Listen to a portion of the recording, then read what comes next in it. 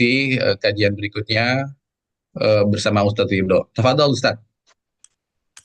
Terima kasih Pak Budi. Bismillahirrahmanirrahim. Assalamualaikum warahmatullahi wabarakatuh. Alhamdulillah wassalatu wassalamu ala sayyidina maulana Rasulillah wa ala alihi wa ashabihi wa man tabi'ahu wa nasarahu wa wala amma ba'da. Fa nawaina ta'alluma wa ta'lima wa tadzakkura wa tadhkira wa nafa'a wal intifa' wal ifadata wal istifadah wal hatha ala tamassuki bi kitabillahi wa sunnati rasulih sallallahu alaihi wa alihi wasallam wa du'a ilal huda wa dalalata 'alal khair wa tilawata amradatillahi wa qurbihi wa thawabih.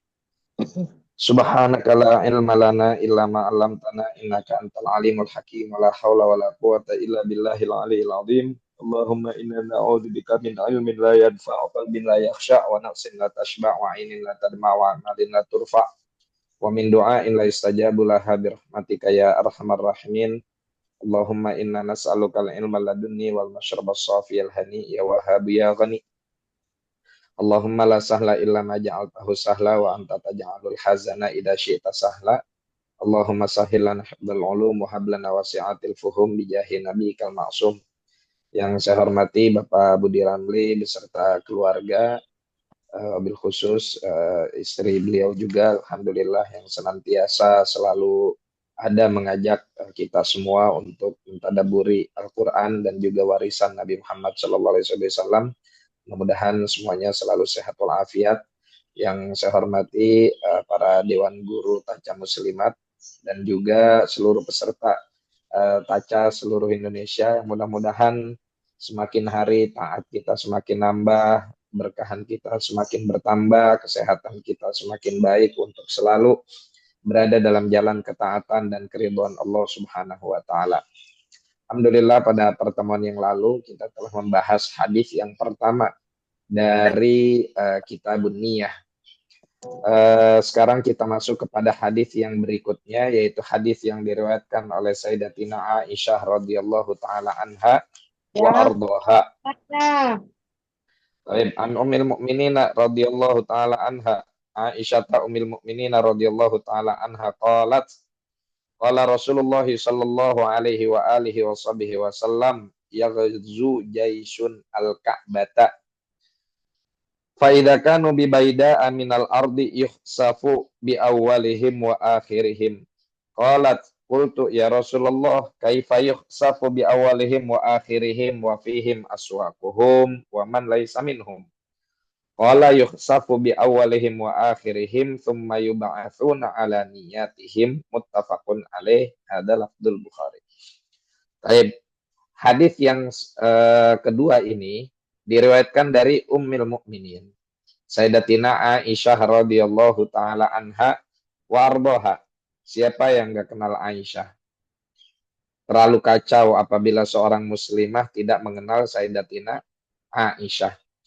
Sayyidatina Aisyah radhiyallahu taala anha wa ardhaha adalah putri dari Sayyidina Abdullah bin Utsman. Ya.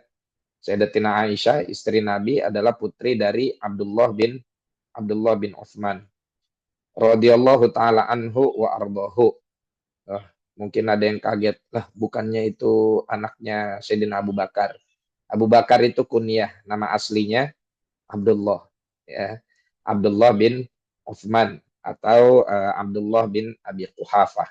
Lebih sering dikenal dengan sebutan Abi Bakar sebagai kunyahnya. Sayyidatina Aisyah adalah istri ketiga Rasulullah setelah Sayyidatina Khadijah dan juga Sayyidatina Saudah. Dan Sayyidatina Aisyah radhiyallahu taala anha wa ardhaha dinikahi oleh baginda Nabi pada saat umur beliau masih 6 tahun, kemudian baru berkumpul bersama setelah umurnya 9 tahun. Sayyidatina Aisyah adalah wanita yang sangat cerdas, ya. Beliau adalah wanita yang sangat cerdas dan memiliki kecakapan dalam berbagai macam disiplin ilmu. Bukan hanya periwayatan hadis, adapun periwayatan hadis maka Sayyidatina Aisyah termasuk minal muktsirina fir riwayah karena beliau itu meriwayatkan kurang lebih 2.215 hadis ya. Kurang lebih 2.215 hadis. Masya Allah. Ada di sini yang hafal 2.000 hadis mungkin, ya. Jangan 2.000 deh. 140. Nah, insya Allah pelan-pelan ya, sama-sama kita ngapalin hadis baginda Nabi Shallallahu Alaihi Wasallam. Ya, nadarallahu mra'an sami'a minna syai'a fa'addaha kama sami'aha faruba muballagin au amin sami'. Allah nanti di hari kiamat akan mengglowingkan wajah-wajah orang-orang yang mendengarkan dari kami ucapan-ucapan kami lalu ia sampaikan sebagaimana ia dengarkan. Faruba muballagin au amin sami' karena banyak orang yang nggak dengar langsung dariku kata Rasulullah, tapi dia lebih faham maknanya. Artinya bisa jadi kita yang hafal belum tentu faham. Namun ketika kita sampaikan kepada orang lain, ternyata orang lain lebih faham apa yang dimaksud oleh baginda Nabi Muhammad Sallallahu Alaihi wa alihi Wasallam. Sayyidatina Aisyah, la ilaha illallah, juga adalah seorang wanita yang cerdas dalam ilmu farmasi, ya. Karena setiap kali ada tamu Rasulullah, maka Sayyidatina Aisyah membuka forum diskusi dengan wanita-wanita yang datang dari berbagai daerah yang mereka semua bertamu kepada Nabi Muhammad Sallallahu Alaihi Wasallam dan bertanya kepada mereka tentang ilmu farmasi, tentang ilmu kedokteran dan lain-lain sebagainya. Ya, inilah di antara manaqib Sayyidatina Aisyah. Di samping umurnya yang masih remaja, yang masih muda, kemudian juga apa namanya uh, kecantikan wajahnya yang sangat luar biasa, tapi yang terpenting dari itu semua dari Sayyidatina Aisyah adalah inner beauty yang beliau miliki, yang mana itu semua berangkat dari akhlaknya, ketawaduannya, ibadahnya, dan juga kecerdasannya. Yang ini zaman sekarang sudah mulai banyak luntur dari generasi muda muslimat kita, di mana mereka lebih cenderung memperhatikan keindahan fisik tanpa kemudian memperhatikan keindahan keindahan hati dan juga keindahan akal dan attitude. Baik, Sayyidatina Aisyah ini meriwayatkan sebuah hadis yang masih terkait dengan babun niyah. Beliau menceritakan bahwa satu ketika Rasulullah SAW bersabda, "Yaghzu jaisyun al-Ka'bah." Satu hari nanti akan ada sekelompok tentara, bala tentara yang besar yang mereka bertujuan ingin menghancurkan Ka'bah. Fa'idha kanu bibaida aminal ardi yukhsafu bi awalihim wa akhirihim. Sampai ketika mereka berada di tempat antara Madinah dan Makkah, yang mana Baida itu artinya adalah tanah yang hamparan tanah yang lapang dan tidak ada tumbuh-tumbuhan serta apapun di situ. Yukhsafu bi awalihim wa akhirihim. Semua pasukan tersebut dijebloskan oleh Allah ke dalam bumi, ditelan sama bumi. Ya. Kemudian Sayyidatina Aisyah penasaran. Ya Rasulullah, fihim aswaquhum. Di antara mereka ada yang sebetulnya terpaksa ikut dalam pasukan tersebut, atau di antara mereka ketika dibinasakan dan dijebloskan ke bumi, buminya mangap gitu, mungkin bisa terjadi ketika mereka singgah di tempat yang di situ sedang terjadi jual beli dan ada orang yang sedang melakukan transaksi padahal dia nggak niat untuk ikut menghancurkan Ka'bah, ya.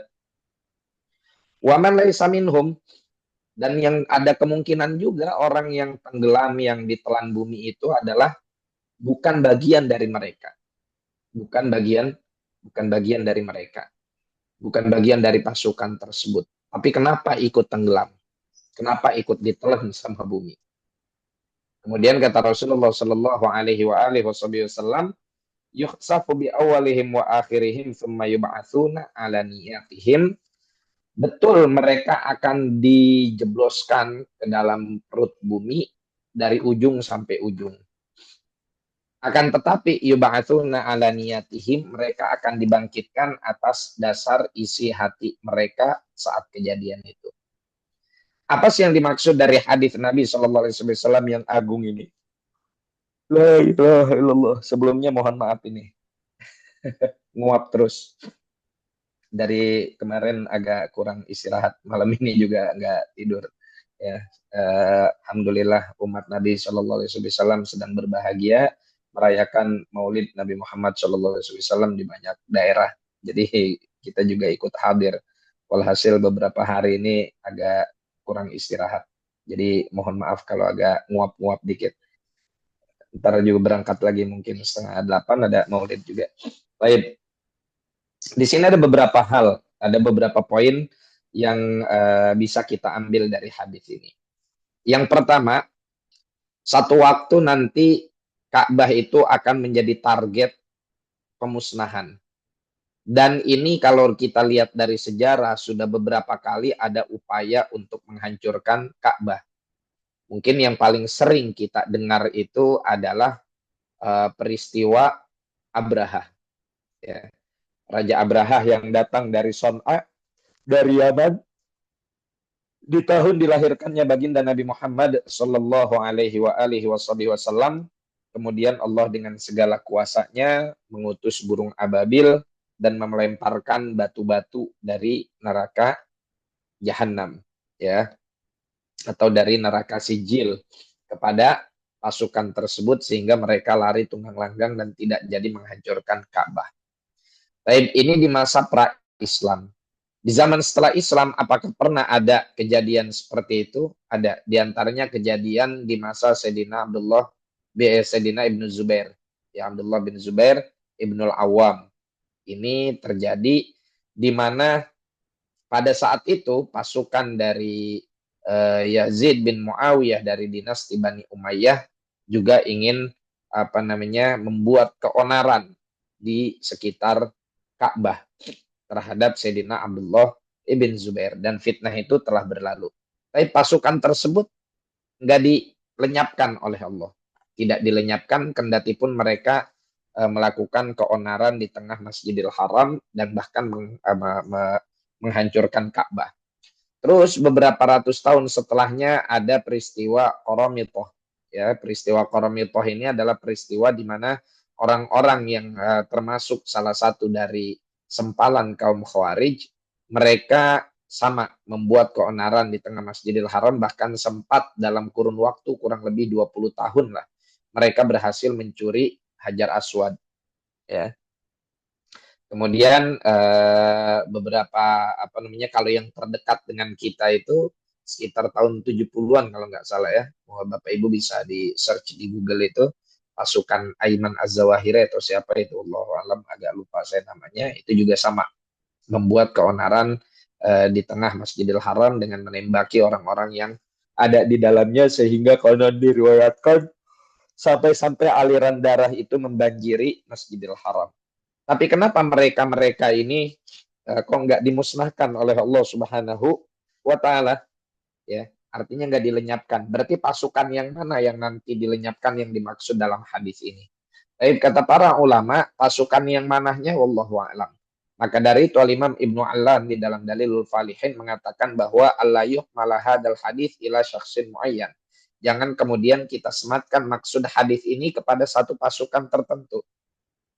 Ya, dan itu Allahu alam terjadinya peristiwanya nanti tahun berapa, apanya segala macam, itu terserah Allah Subhanahu wa taala yang menghendaki. Ala kulli hal, jika memang saat ini belum terjadi adanya pasukan yang ditenggelamkan oleh Allah atau pasukan yang ingin menghancurkan Ka'bah lalu dia ditelan oleh bumi, ya, maka mungkin peristiwa ini akan terjadi di masa-masa yang akan datang.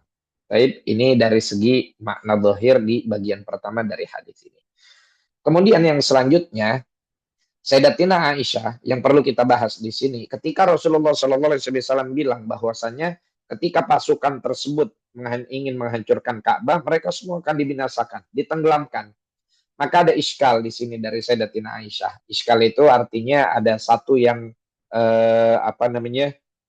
la ilaha illallah. Ada pertanyaan, ada sedikit problem yang perlu Sayyidatina Aisyah ini mengetahui jawabannya. Yang jadi problem, yang mengganjal, ya, iskal itu sesuatu yang mengganjal, yang bermasalah. yang mengganjal di hati Sayyidatina Aisyah, loh kok bisa semuanya dibinasakan.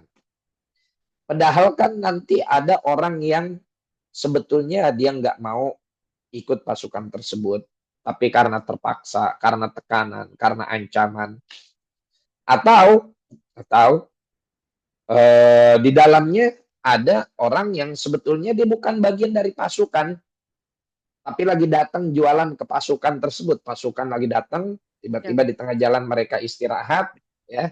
Ada yang datang betul jualan mizon, mizon, mizon, mizon, mizon, panta, panta, panta, kopi, kopi, cangcimen, cangcimen, kacang, kacang, kuaci, kuaci, permen, permen, ya kan? Ya, biasalah di mana ada perkumpulan di situ kan pasti ada yang jualan, ya. Jadi kenapa mereka ikut dibinasakan juga? Padahal mereka kan ke situ datang cuman hanya sekedar berjualan, memberikan makanan, berniaga kepada pasukan yang sedang singgah. Kenapa ikut dibinasakan juga? Itulah iskal yang ada di Sayyidatina Aisyah. Sesuatu yang mengganjal di hati beliau sehingga beliau tanyakan kepada Rasulullah.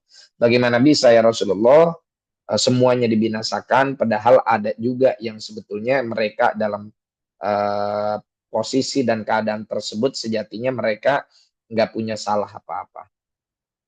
Maka kata Rasulullah SAW, ya mereka tetap dibinasakan semuanya, tapi nanti ketika dibangkitkan tergantung isi hati dan juga niat masing-masing. Tapi sebelum kita ngebahas tentang bagian ujung dari hadis ini, di sini dapat kita ambil sebuah pelajaran penting ya, kakak-kakak taca sekalian, bahwa kita nggak usah aneh apabila orang baik ikut menjadi korban dalam sebuah musibah. Dan juga jangan kemudian kita menganggap bahwa setiap yang menjadi korban itu udah pasti orang buruk sehingga dia kena adab. Ya. Musibah yang terjadi dalam bentuk bencana alam dan lain-lain sebagainya, itu kalau kita melihat dari sudut pandang diri kita, maka jadikanlah itu sebagai teguran agar kita semakin menjadi lebih baik. Tapi kalau dari sudut pandang kepada orang lain, maka jangan kemudian musibah yang terjadi kita narasikan sebagai azab. Kenapa? Karena itu bisa menyakiti hati keluarga korban. Yang sebetulnya mungkin dia adalah keluarga yang baik. Ya. Sebetulnya dia adalah orang yang taat beragama. Kemudian ikut menjadi korban. Seperti misalkan tsunami yang terjadi di Aceh. Jangan kita narasikan, oh ini adalah azab dari Allah Subhanahu wa Ta'ala. Jangan kita narasikan demikian. Kalau kita ingin menarasikan demikian, maka targetkanlah narasi itu kepada diri kita sendiri. Ya Allah, rupanya kemaksiatan yang merajalela bisa menyebabkan amarahmu. Dan saya ini termasuk ahli maksiat. Yang bisa jadi engkau marah kepada kampung ini gara-gara maksiat yang saya lakukan sehingga engkau mengadabku. Nah, itu sikap yang benar. Ya, emang kadang-kadang kita ini, mohon maaf, masih ada bibit-bibit ya kelakuan Firaun dikit-dikit. Kalau giliran ada yang baik-baik, maka merasa itu perannya. Kalau giliran ada musibah yang jelek-jelek, maka itu akan disematkan kepada Nabi Musa.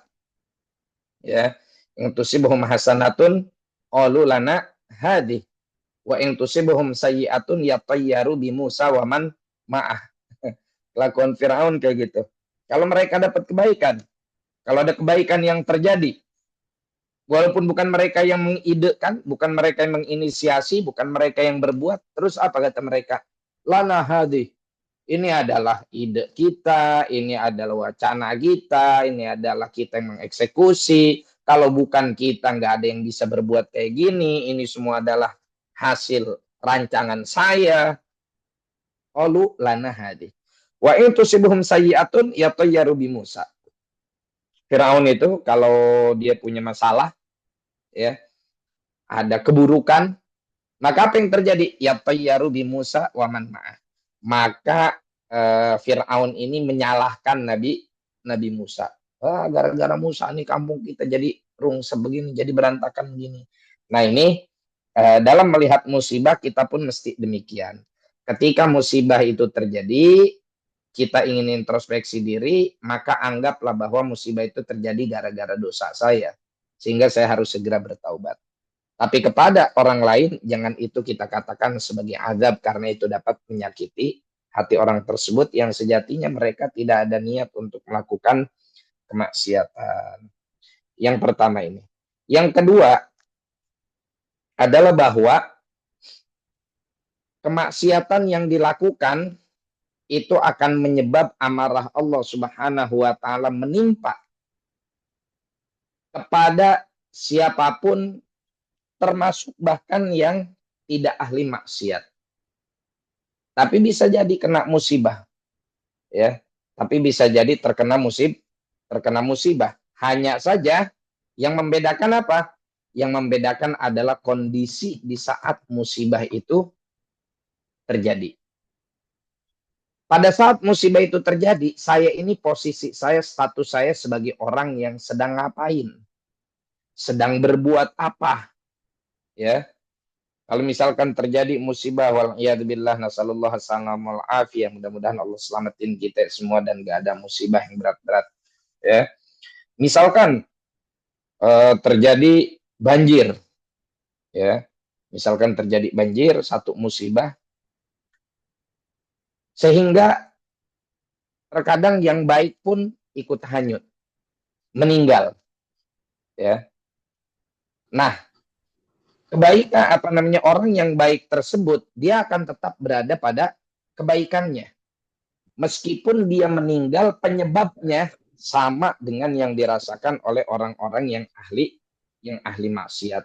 Kenapa? Nah, ini yang dijawab oleh Rasulullah SAW di akhir hadis, karena Rasulullah SAW nanti, ya, Allah Subhanahu wa taala nanti akan membangkitkan mereka sesuai dengan kondisi hati mereka saat mereka meninggal. Ya. Jadi kalau ada bencana alam misalkan, mudah-mudahan Allah selamatin kita semua. Nah, terus ada orang yang meninggal, misalkan korbannya berapa? 250 orang. Baik.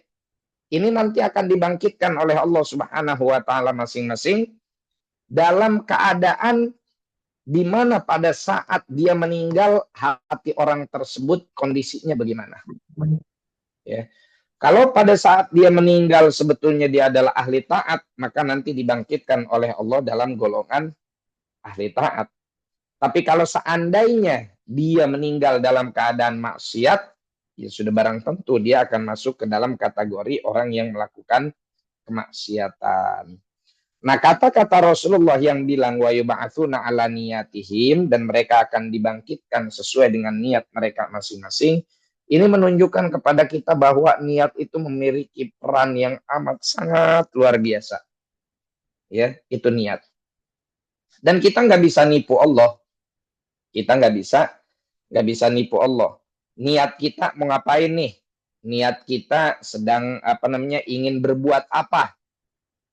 Bener ada nggak tuh niat di dalam hati? Ya, bener ada nggak tuh perencanaan di dalam hati? Kalau memang ternyata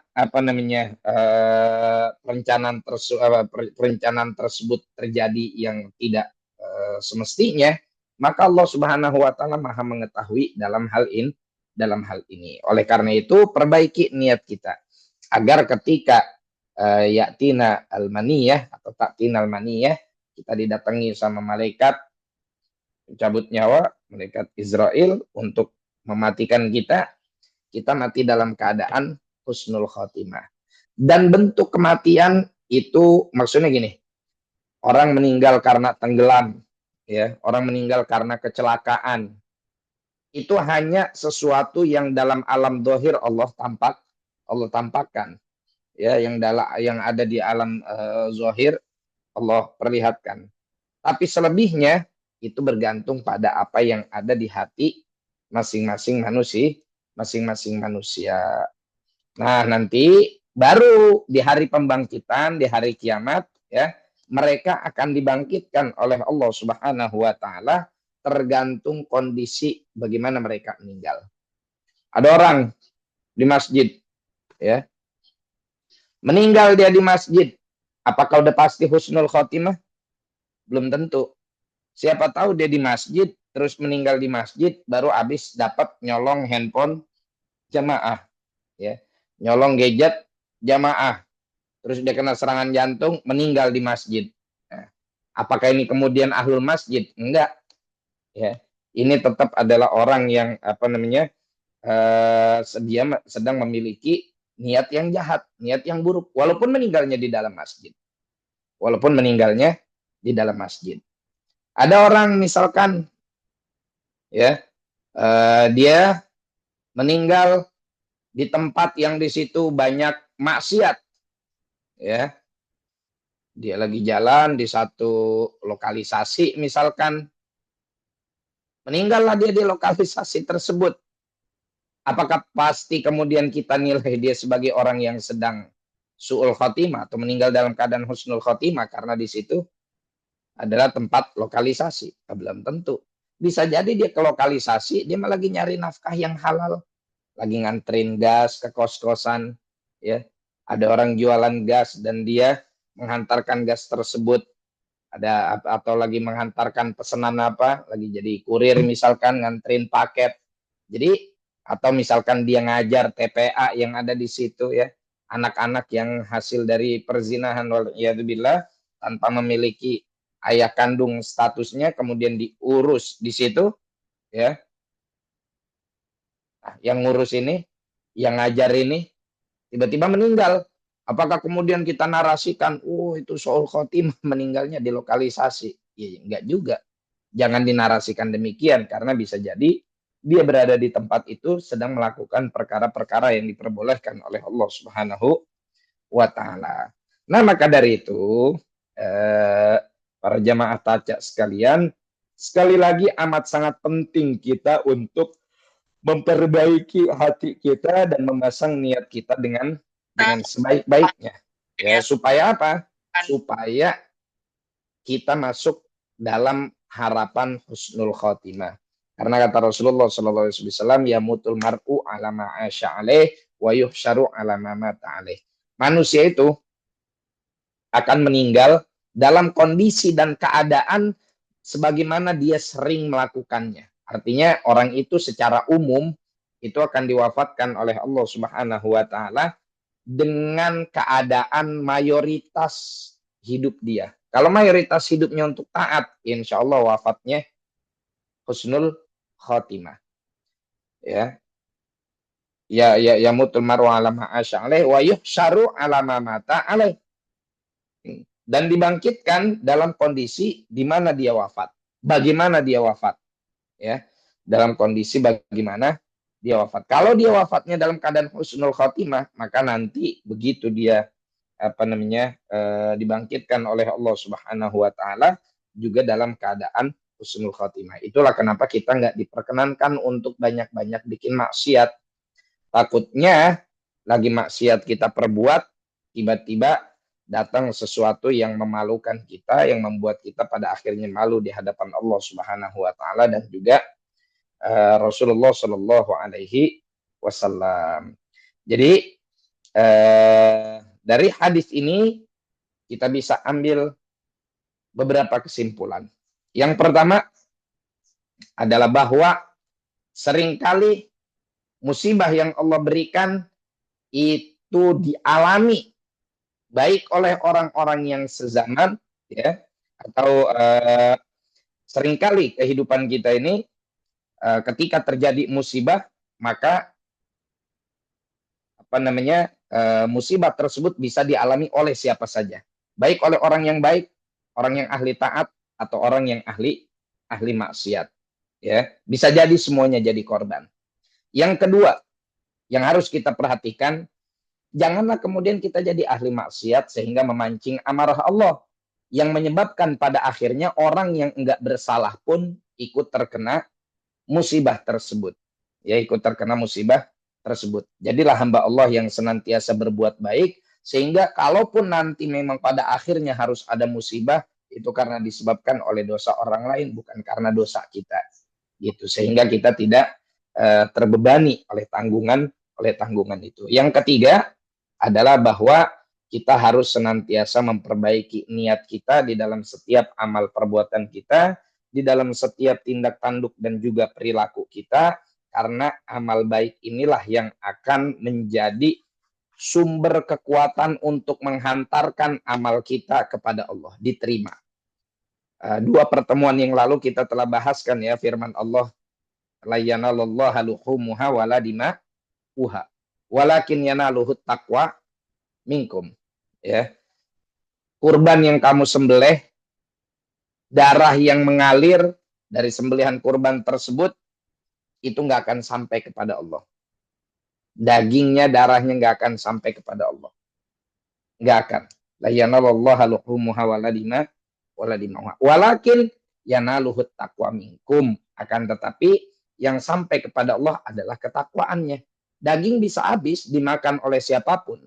Tapi apabila dia bersedekah, dia berkurban, atau dia melakukan kebaikan apapun, ya, maka sesungguhnya kebaikan-kebaikan dan pengorbanan tersebut akan amat sangat bergantung kepada niat yang dia utarakan di dalam hatinya.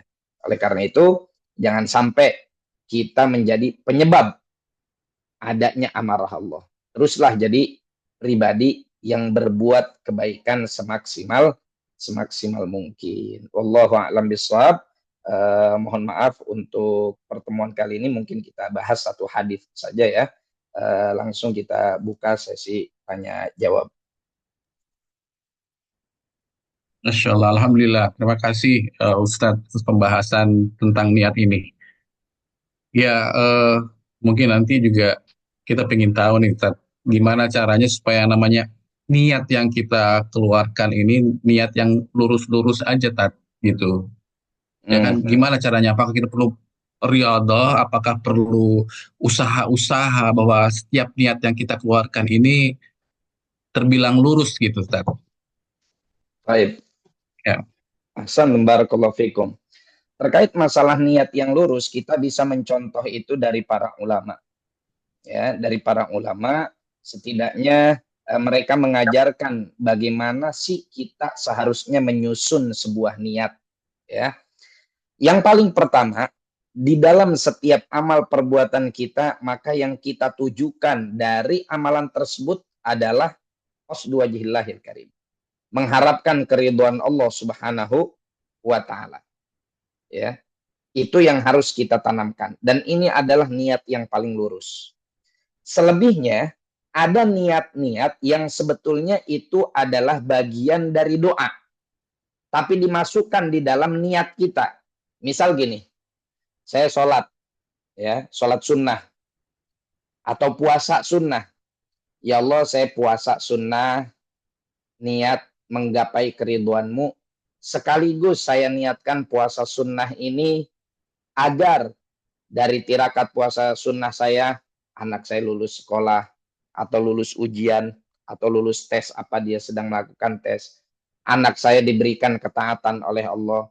Sebagaimana saya menahan hawa nafsu dengan berpuasa, mudah-mudahan anak saya Engkau berikan taufik dan inayah agar dia menjaga dan menahan hawa nafsunya dari segala yang diharamkan. Itu bagian dari niat sebetulnya. Tapi itu adalah niat yang bisa kita katakan mungkin kalau kita bahasakan niat hybrid lah ya, gabungan antara niat dan doa. Tapi doa itu diselipkan di dalam niat. Selagi tujuannya adalah baik. Nah, ini dilakukan oleh para ulama dan itu para fuqaha bahkan niat yang seperti ini bisa merubah satu hal yang tadinya adalah amalan biasa, bukan ibadah murni, terus bisa jadi ibadah.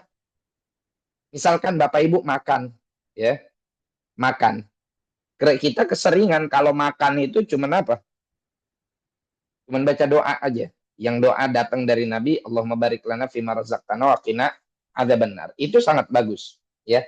Tapi kalau kita niatkan, ya Allah, saya niat dengan makan ini, saya niatkan agar nutrisi yang masuk ke dalam tubuh saya bikin saya jadi makin semangat beribadah, semakin semangat mencari nafkah yang halal, bertanggung jawab terhadap keluarga, ya, berkah dari ini semua. Nah, itu juga bagian dari niat. Oleh karena itu untuk meluruskan niat, kita perlu belajar kepada para ulama, belajar kepada para aulia, bagaimana mereka di dalam melakukan setiap amalan meluruskan niat terlebih dahulu. Dan ini yang dipesan oleh Al-Imam Ibn Ruslan di dalam Zubatnya, fasahhihin niyata qoblal amali. Perbaiki niat kalian sebelum kalian berbuat sesuatu. Perbaikin dulu. Apa sih motivasi saya ngerjain ini, niatnya apa sih? Ya, saya hadir ikut kajian online subuh-subuh, niatnya apa sih? Niatnya niat duniawi atau niatnya adalah niat niat ukhrawi, niat akhirat, ya, yang dibarengi dengan apa namanya, bagaimana kita mensucikan hati kita. Nah, ini yang perlu kita perbaiki. Kita misalkan ambil sebuah contoh kisah para ulama, ya. Mereka ketika melakukan apa namanya, kita katakanlah ketika mereka berdakwah, berdakwah ke satu tempat yang di situ banyak banget perkara yang syubhat, bahkan yang haram. Tapi kalau nggak didatengin dakwah ke sana, maka mereka tidak akan tersentuh. Nggak ada yang nasehatin, ya. Akhirnya dakwahlah ke sana. Dakwah diberikan sesuatu yang syubhat, ya, atau diberikan kemanjaan, fasilitas dan lain-lain sebagainya. Nah, nanti di dalam hati orang ini harus memperbaiki niatnya. Saya ini datang ke sini, ya, apakah untuk melakukan hal yang sebetulnya diridhoi oleh Allah atau enggak. Kalau ternyata yang terjadi adalah yang tidak diridhoi oleh Allah Subhanahu wa taala, yang terjadi adalah yang tidak diridhoi, maka buru-buru hapus perasaan tersebut. Takbiratul ihram, Allahu akbar. Awalnya lillahi taala. Ternyata pas ngelirik ada calon mertua. Oh, insyaallah saya harus khusyuk-khusyuin sholat saya supaya calon mertua saya nerima saya dan menjadikan saya sebagai menantunya. Nah, yang kayak gini buru-buru buang, ya. Kita dalam dakwah, apabila di dalam dakwah tersebut sudah mulai ada banyak hal yang mengganggu keikhlasan kita, buru-buru tinggalin, ya, buru-buru tinggalin. Itulah yang dijalankan oleh guru-guru kita, oleh para masyayikh kita, termasuk yang selalu kita rindukan kehadirannya, Sayyidul Habib Ahmad Mujtaba bin Syihab. Kita tahu betul bagaimana beliau mengelola keikhlasan di dalam hatinya. Pernah satu ketika beliau diundang ke sebuah tempat yang di situ banyak harta syubhatnya. Tapi mau nggak mau harus didatengin supaya ada yang berdakwah. Sehingga beliau curhat ke Sayyidul Habib Umar. Ya Habib, saya diundang ke tempat ini, cuma tempat ini banyak perkara yang syubhatnya dan bahkan mungkin juga ada perkara yang haram cuma tidak dilakukan secara terang-terangan. Tapi yang syubhat itu nyata. Apa kata Sayyidul Habib Umar? Ud'uhum ilallah wala taltafit ilaihim. Ajak mereka kepada Allah dan jangan terpesona serta aji mumpung dengan apa yang ada di tangan mereka. Jangan aji mumpung dan jangan terpesona. Pesan itu dipegang oleh guru kami sampai ketika beliau di forum kajian tersebut diberikan air, beliau nggak minum, ya, diberikan air beliau nggak minum. Kalaupun ada bibir yang menempel di gelas, itu hanya jabar khotir saja, ya. Kenapa itu nggak diminum? Apa permasalahannya? Karena khawatir kalau seandainya minuman itu diminum, satu, dibeli dari yang syubhat. Yang kedua, khawatir mulai ada perasaan, insya Allah enak nih saya dihormatin, didatengin, dikasih air minum, ya. Ntar kalau saya ada butuh apa-apa tinggal panggil maka dia datang. Sehingga mulai muncul deh tuh hubul jah, senang jabatan, ya, hubul mansab, senang kedudukan dan lain-lain sebagainya. Maka dari itu sama-sama kita perbaiki amal kita, dan itu betul perlu diriadohin, perlu dilatih. Ya, istilah riadoh itu dalam ilmu tasawuf dilatih. Karena kalau nggak dilatih yang nggak akan bisa. Kalau nggak dilatih nggak akan menemukan jalannya. Kalau kita latih pasti ada jalannya. Sejauh apapun kita lupa kepada asal, lupa kepada Rasulullah, kalau kita latih lagi untuk mengingat Rasulullah, Rasulullah pasti tarik kita kembali untuk mengingatnya. Pun demikian dalam hal niat dan lain-lain sebagainya. Wallahu a'lam. Alhamdulillah, cukup jelas, Ustaz. Terima kasih. Ustaz masih bisa terima 3 pertanyaan nggak, Tat? Ini Boleh, boleh, bunda-bunda Taca kayaknya udah pengen segera aja nih boleh, bertanya. boleh, boleh. Baik, namun demikian pertanyaannya jangan diborong ya. Misalkan 1 pertanyaan, tapi yang ke-1, yang kedua, yang ketiga gitu ya kan. Tapi cukup satu saja, beri kesempatan kepada yang lain untuk bertanya gitu. Silakan Ustazah Anis tolong dikelola nih pertanyaan para bunda-bunda ini kepada Ustadz Ridho. Baik,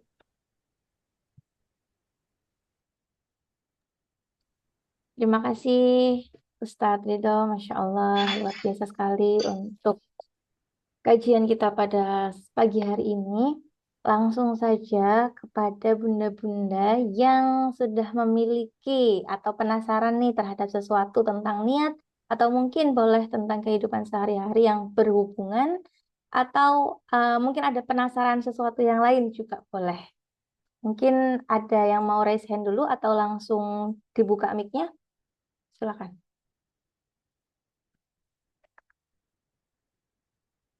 Apakah ada yang mungkin hari ini kita akan belajar tentang niat ya. Niat ini memang Masya Allah sekali sangat sangat dalam ya. Jadi yang tahu itu benar-benar hanya kita sendiri gitu kan. Nah, ini mungkin bunda-bunda ada yang ingin menanyakan terkait bagaimana niat ini bisa. Tadi sudah ditanyakan sama Bapak Buding ya, bagaimana niatnya biar bisa lurus. Nah, mungkin ada pertanyaan yang masih mengganjal lagi, atau kalau masih belum, nanti kalau ada boleh langsung raise hand ya, benar-benar sekalian ya. Atau kalau belum mungkin Anis izin bertanya ya, Ustadz gitu. Jadi niat itu kan kembali lagi kayak di dalam banget gitu ya. Tadi sebenarnya sudah sangat tercerahkan dari pertanyaan yang pertama. Jadi saya baru tahu bahwa ternyata ketika muncul niat yang di awal ini kita sudah berusaha untuk lurus gitu niatnya. Ternyata di tengah-tengah terdistrak sesuatu. Ternyata itu boleh atau bisa kita delete gitu ya. Bisa kita kayak buang-buang, segera buang gitu. Masya Allah itu saya baru tahu karena saya kira kayak, aduh apa sudah tercemar ya niatnya ya gitu. Apa kalau sudah tercemar ini apakah masih bisa diterima atau tidak seperti itu. Itu em, kemarin sempat dan alhamdulillah hari ini sudah tadi dicerahkan dengan bisa dihapus ya niat-niat yang kurang baik itu. Nah, mungkin berhubungan dengan Riyadhah, kemarin kita di Taca juga ada kegiatan untuk Riyadhah. Jujur di awal-awal Riyadhah memang terasa agak berat, Ustadz, karena banyak sekali gitu ya kegiatan-kegiatan yang mungkin belum biasa kita lakukan, tapi harus kita latih gitu kan untuk terus untuk melaksanakan atau untuk memfokuskan ke Riyadhah ini. Cuman terkait dengan niat lagi, kadang-kadang itu muncul di tengah-tengah gitu ya, kayak saya harus fokus nih untuk riyadhahnya sampai bisa full 100%. Nah, nanti ada selipannya biar nanti laporannya itu bisa pakai emoticon yang ini gitu.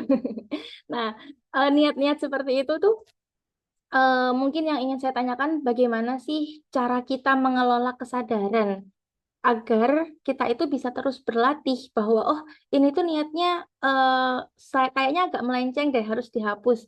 Oh ini masih bisa nih kita niatkan lagi dengan niat yang baik begitu. Nah pertanyaannya adalah bagaimana kita itu bisa menjaga kesadaran agar niat-niat itu selalu lurus Begitu. Apakah ada tips dan triknya biar kita itu bisa selalu sadar terkait apa yang kita lakukan? Gitu, Ustaz. Baik, ahsan, barakallahu fiik. Yang pertama, al-insan adra bima fi wasati dari. Seseorang itu lebih faham dan lebih hafal dengan isi rumahnya sendiri. Ya, tentunya saya lebih tahu isi rumah saya ketimbang Pak Budi. Pak Budi lebih tahu isi rumahnya ketimbang saya. Apalagi memang sama-sama kita belum pernah saling berkunjung, ya kan. Nah, dalam hal ini sebuah ungkapan yang sebetulnya sebuah perumpamaan. Yang dimaksud dari rumah itu adalah hati. Ya, seseorang itu dia lebih tahu isi hati dia sendiri ketimbang orang lain. Pun demikian terhadap hati orang lain dia nggak bisa tahu, orang lain lah lebih tahu isi hati dia. Nah, maka dari itu terkait masalah niat ini, seseorang itu pasti dia paham betul apakah yang dia niatkan ini dasarnya baik atau tidak. Itu yang pertama. Yang kedua, untuk kita mengetahui mana sih niat yang baik dan niat yang tidak baik, sehingga jika terjadi niat yang tidak baik, saya segera sadar, maka resep pertamanya adalah ilmu. Resep pertamanya adalah ilmu, terutama ilmu tazkiyah atau yang biasa disebut dengan ilmu tasawuf. Saya ambil sebuah analogi begini. Ya. Kalau kita misalkan dakwah, kita ambil yang simpel aja. Sebagai pendakwah, kalau kita dikasih hadiah, terima atau tolak? Kalau saya terima, khawatir saya berpotensi menjadi orang yang masuk ke dalam kategori hubul mal, seneng sama harta. Sehingga ketika diterima, apalagi hadiahnya bagus, ya, seneng nih. Ntar kalau diundang ke situ lagi, saya pasti ACC, ya, karena saya tahu hadiahnya luar biasa. Atau saya tolak. Tapi apakah ketika saya tolak hadiah tersebut, kita sudah pasti selamat dari niat yang nggak baik? Belum tentu juga. Karena orang yang menolak pun masih belum bisa selamat. Kenapa belum bisa selamat? Karena bisa jadi ketika dia nolak, ternyata saya hebat ya, bisa nolak pemberian sehingga saya tidak menjadi manusia yang hubul mal, cinta sama materi. Merasa saya hebat, itu namanya hubul jah, cinta kepada kedudukan. Tapi kalau gitu serba salah dong. Enggak serba salah. Ada kok Rasulullah kasih resepnya. Ya. Nah, yang Rasulullah kasih resepnya, inilah yang saya maksud tadi sebagai ilmu. Emang gimana sih sebetulnya resep dari Rasulullah SAW? Resepnya yang pertama ada di dalam Al-Quran. Wala tashtaru bi ayatillahi thamanan qalila. Janganlah kita perjualbelikan ayat-ayat Allah. Kita sengaja dakwah dengan tujuan untuk dapat materi, ya. Dan itu nanti bisa hati itu kan biasanya memancarkan kepada fisik kita apa yang ada di dalamnya. Kalau di dalamnya memang senang sama harta, maka akan nampak di dalam perilakunya hal yang demikian, ya.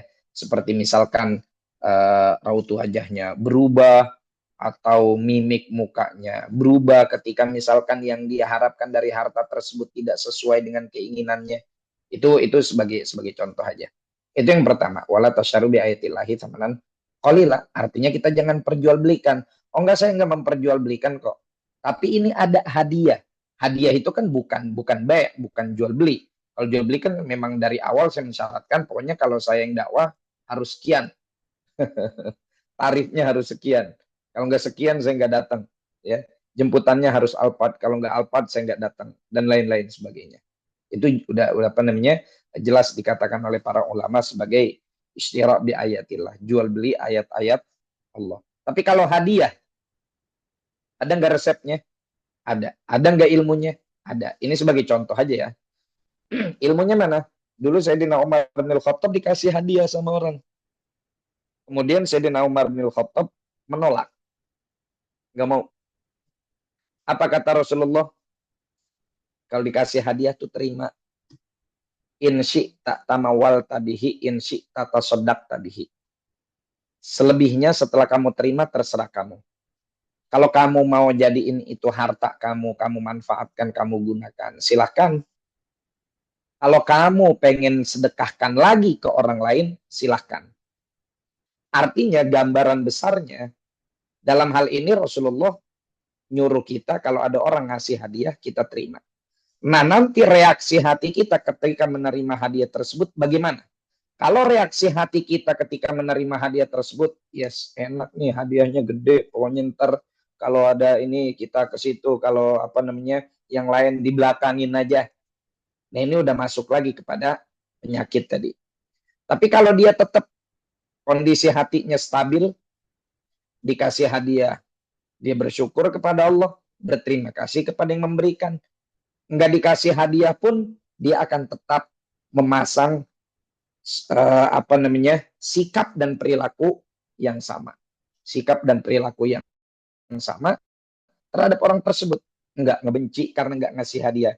Enggak ngomel karena hadiahnya mungkin kurang besar, dan lain-lain sebagainya. Jadi, kembali lagi kepada ilmu.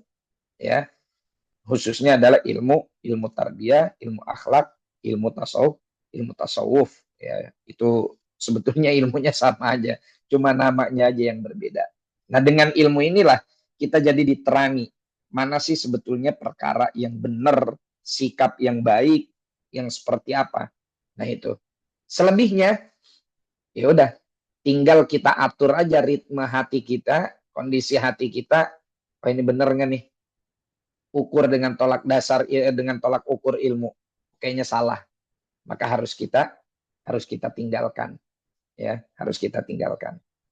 Oh, ini benar ternyata dalam ilmunya seperti ini. Silakan. Kayak misalkan orang ngajar terus dia menuliskan embel-embel gelarnya di dalam dirinya. Silakan aja, ya. Bukan berarti ketika dia menuliskan gelar di dalam namanya lantas dibilang sombong, enggak. Karena bahkan dalam hadis Rasulullah SAW di dalam Sahih Bukhari juga kan ada bab khusus seseorang itu harus yudhir manaqib nafsi. Dalam beberapa keadaan dia diperlukan dan diharuskan untuk memberitahu kepada orang lain jati diri dia supaya orang lain gak ketipu. Gitu. Artinya ini pentingnya ilmu ya. Poin untuk apa namanya pentingnya ilmu untuk kemudian kita jadikan sebagai pegangan dan pedoman agar niat kita tidak salah. Yang kedua bisa kita bilang yang apa namanya? Yang kedua ini sering-sering kita berdiskusi kepada ahli tarbiyah, ahli tazkiyah. Minta saran mereka, minta nasihat mereka. Karena mereka itu kalau kita ajak bermusyawarah, kita ajak diskusi, mereka itu berbicara binurillah, dengan cahaya dari Allah. Sehingga apa yang kita butuhkan pasti mereka kasih resep dan obatnya. Ya, pasti mereka kasih resep dan obatnya. Kata Rasulullah SAW, ittaqu firasatal mu'min fa innahum yandurunakum fa innahu yandurukum binurillah.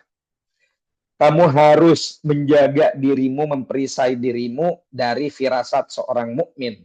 Karena orang mukmin itu kalau udah ngelihat, dia ngelihat dengan mata hati, dengan tuntunan dari Allah Subhanahu wa taala. Wallahu a'lam.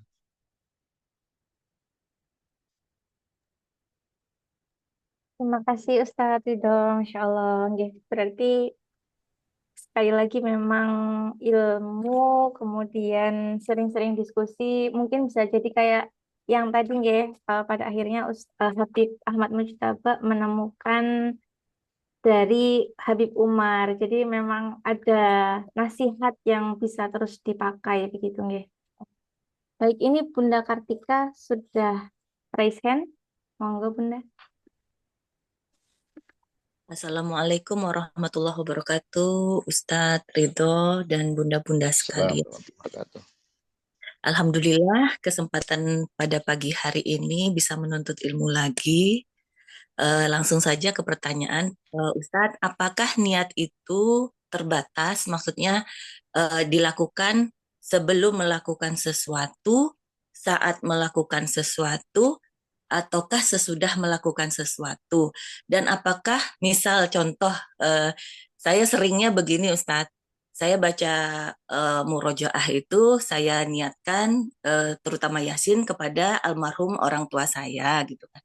Tapi terus setelah selesai membaca surat Yasin itu, tahu-tahu saya lupa juga menghadiahkan surat Yasin tadi untuk mbah saya gitu kan. Itu bagaimana? Apakah terbatas itu niat itu, Ustadz? Mungkin itu satu aja. Mohon pencerahannya. Terima kasih. Wassalamualaikum warahmatullahi wabarakatuh. Waalaikumsalam warahmatullahi wabarakatuh. Ahsantu barakallahu fiik. Jadi kembali kepada konsep niatnya atau apa namanya pembagian niat tadi ya. Ada niat yang memang dia itu betul-betul terkait dengan urusan ibadah mahdoh. Ada niat yang saya bahasakan tadi niat hybrid ya, niat sekaligus doa. Nah, kalau niat yang terkait dengan syarat ibadah, maka dia harus dilakukan sesuai dengan aturan fikih, yaitu diniatkan di awal perbuatan ibadah itu. Misal niat sholat subuh apa? Usolli fardhu subhi.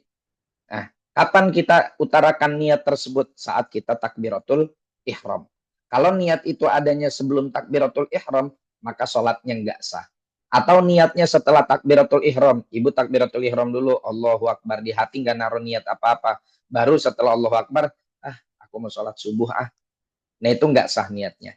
Ini niat yang terkait dengan masalah ibadah. Dia harus berbarengan dengan awal atau start ibadah itu sendiri. Kecuali dalam puasa. Kalau dalam puasa, maka dia niatnya harus dilakukan sebelum pelaksanaan puasanya. Kita kan mulai puasa kapan? Dari bedug subuh kan? Dari waktu sholat subuh. Ya, terbit fajar shodiq, maka pada saat itu kita mulai puasa. Tapi mengutarakan niat di dalam hatinya itu nggak sah apabila fajar shodiq sudah muncul.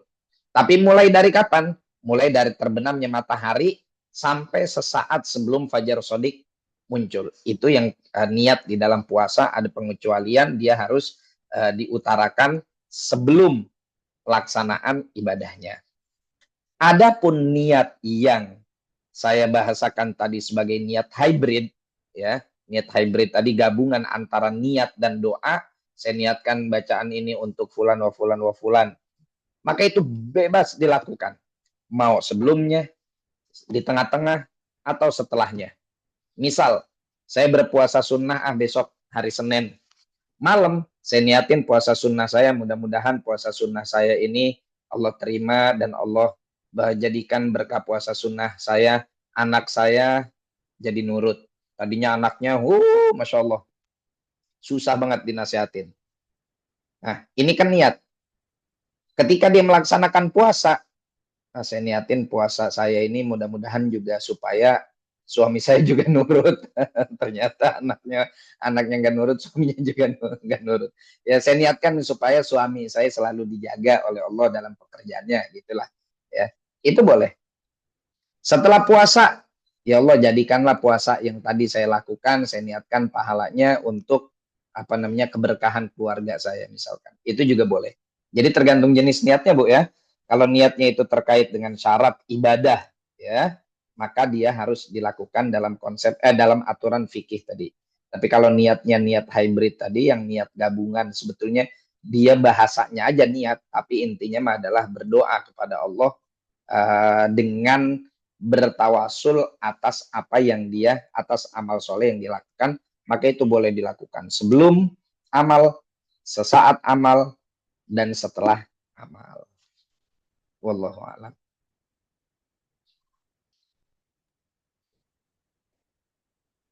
Alhamdulillahirrahmanirrahim. Sudah pas nggih Bunda Kartika? Masya Allah. Jadi Alhamdulillah sudah tercerahkan. Ternyata ada perbedaan antara niat yang masuk ke dalam rukun ibadah sama niat yang hybrid tadi, yaitu berupa doa. Alhamdulillahirrahmanirrahim, ini waktu sudah menunjukkan 6.30. Apakah ada pertanyaan lagi satu kali lagi atau sudah cukup, bunda-bunda sekalian? Oh, Masya Allah. Boleh nggak Ustadz satu lagi? Fadol, silakan. Monggo Bunda Asrilah. Assalamualaikum Ustadz Ridho. Terima kasih Ustadz Waalaikumsalam Zaki. warahmatullahi wabarakatuh. Ya, Ustadz saya mau bertanya terkait tentang niat tadi ya. Bagaimana kita menyikapi tentang ini sebenarnya niat kita yang jelek atau hati orang yang hasad. Itu kan yang sering terjadi. Mungkin gini ya contohnya. Karena kan banyak juga influencer gitu ya Ustadz. Kita tuh ngelihatnya, oh Masya Allah ya gini-gini. Dan kita sebenarnya kalau saya melihat misalkan ada orang yang sedekah seperti ini, wah ini jadi motivasi gitu sebenarnya memberikan impact yang baik. Tapi kalau lihat di kolom komentar tuh, loh, kok ada yang mikir seperti ini ya, seperti itu.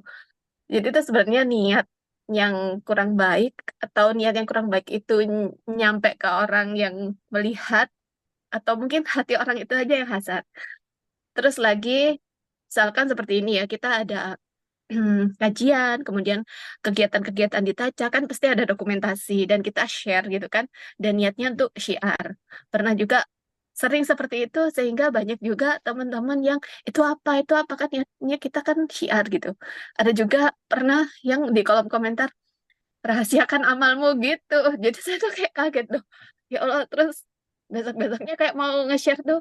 Aduh, nanti gini ada yang gitu. Jadi kayak gimana ya kita menyikapi seperti itu gitu lah. Jadi dari sisi kita yang nge-share ataupun kita yang melihat postingan orang seperti itu, Ustaz. Bagaimana sih mengelola hati kita gitu dari dua sisi tersebut. Itu aja. Terima kasih. Baik, ahsan, tabarakallah fiik. Saya mulai dulu dari saya mulai dulu dari contoh case atau kasus tadi tentang syiar tadi ya. Kita hadir pengajian, kita dokumentasi, atau kadang-kadang Taca bikin flyer, terus nge-tag saya dan saya repost ya. Itu sebetulnya tujuannya syiar atau tujuannya supaya orang tahu undangan gue banyak nih. Gitu. Itu kan kembali kepada hati masing-masing yang lebih tahu. Sebetulnya kayak gitu. Tapi cara paling sederhana untuk tahu mana niat yang tulus dan mana niat yang tidak tulus, orang yang tulus tidak akan pernah goyah atas apa yang telah dia niatkan. Itu kuncinya. Orang kalau tulus, ya, apapun yang dia dapatkan dari komentar miring orang, dia akan tetap melakukan itu selagi itu masih dalam niat yang diperbolehkan.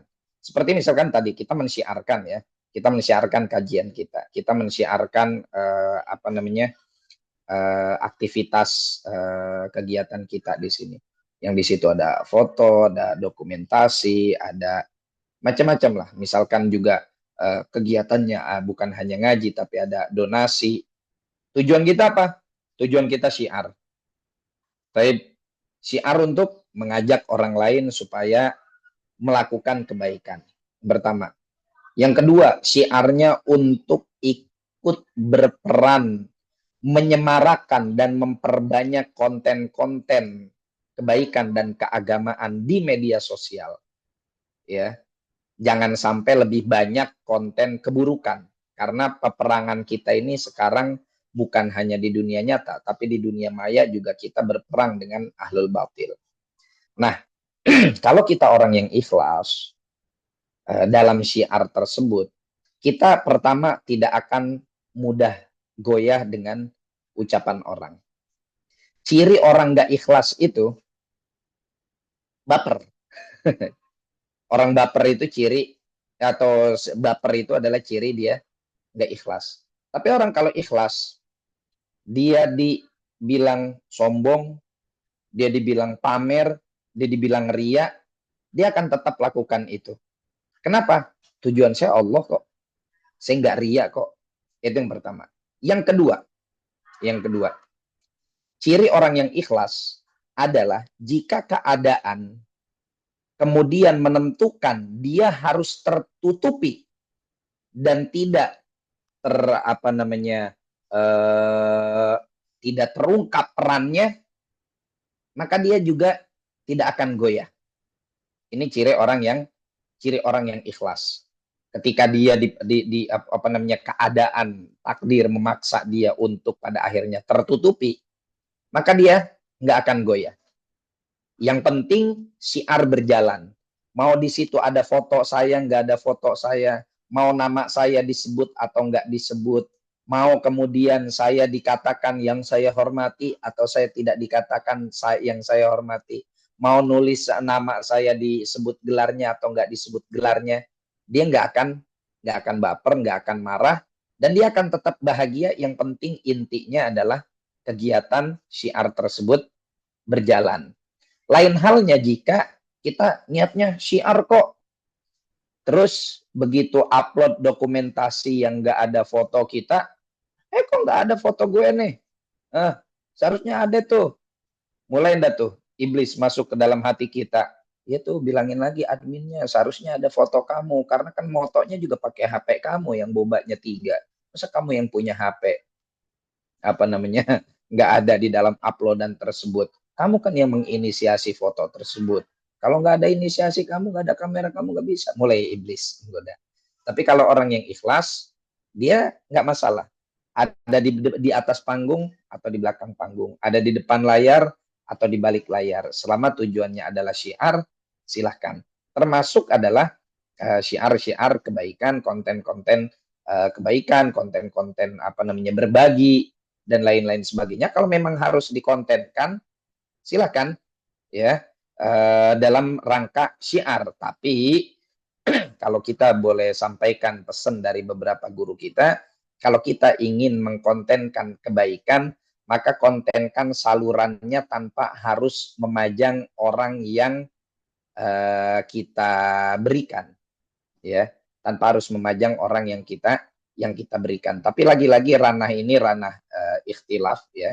Ada yang mempersilahkan untuk diperlihatkan, tapi kalau saya pribadi lebih cenderung untuk merahasiakan orang yang kita berikan. Artinya orang yang kita, misalkan dalam santunan, saya lebih senang kalau santunan itu ya udah, acara santunan yatimnya nggak usah dipanggil. Yatimnya biarkan mereka kita berikan di tempat yang khusus, yang mulia, tanpa harus kemudian mereka dipajang dan lain-lain sebagainya, karena guru kita mesennya gitu.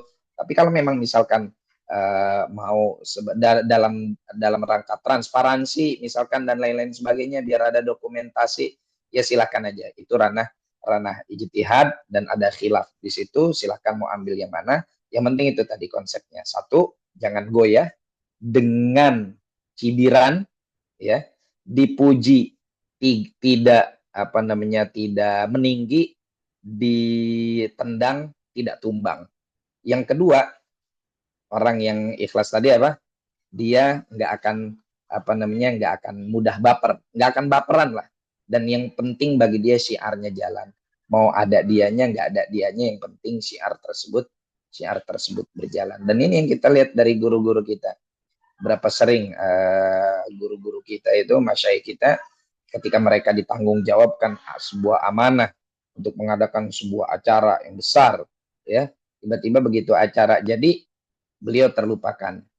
Ya, misalkan maksudnya terlupakan, misalkan nggak dikasih tempat duduk yang layak apa segala macam. Santai tetap, ya.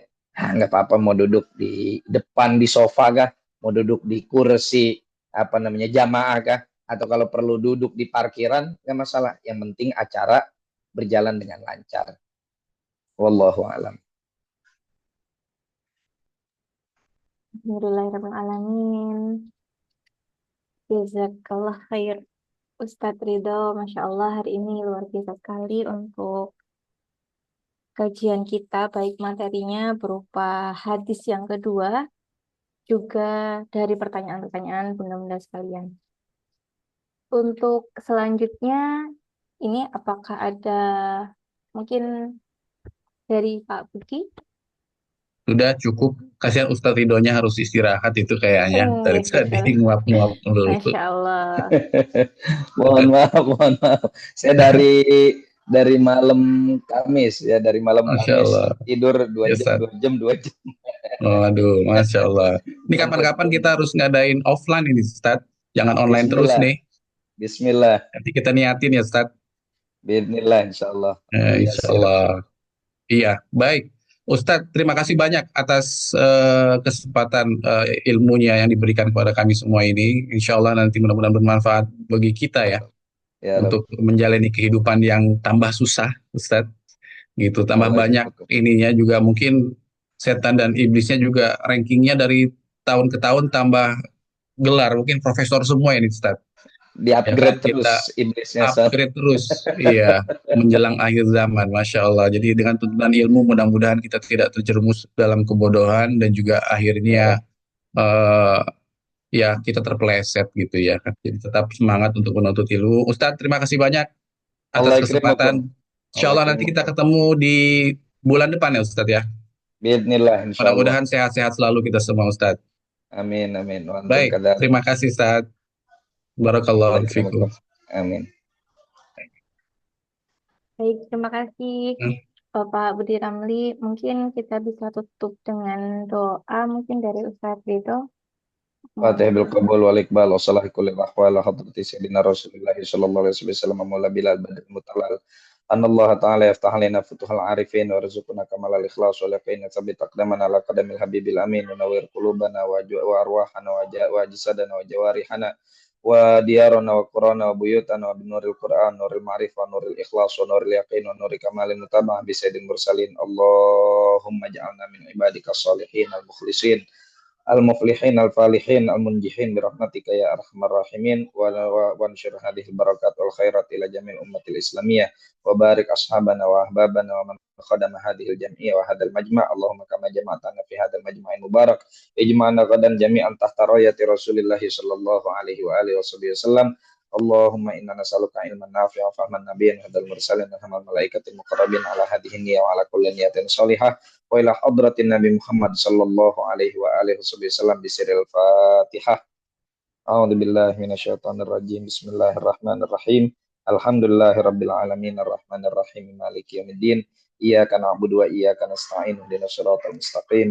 Siratal ladzina an'amta 'alaihim ghairil maghdubi 'alaihim waladdallin. Amin. Subhanakallahumma bihamdika asyhadu an la ilaha illa anta astaghfiruka wa atubu ilaik. Sekali lagi saya mohon maaf apabila banyak hal yang kurang berkenan. Wassalamualaikum warahmatullahi wabarakatuh. Waalaikumsalam Waalaikumsalam warahmatullahi warahmatullahi wabarakatuh. wabarakatuh. Bismillah Ustadz Ridho. Baik, bunda-bunda sekalian, mungkin kita akan lanjut sedikit untuk dokumentasi. Boleh nggih? Untuk syiar kita. Ini saya bantu, boleh? Sebentar. Sampun. Monggo kita mulai. Mungkin bagi yang belum on cam, boleh on cam dulu. Bismillahirrahmanirrahim. Satu. Bentar. Mana? Satu. Kok masih belum hilang ya? 1, 2, 3. Lagi di slide kedua. Bismillah. 1, 2, 3. Lanjut ke slide yang ketiga. 1, 2, 3.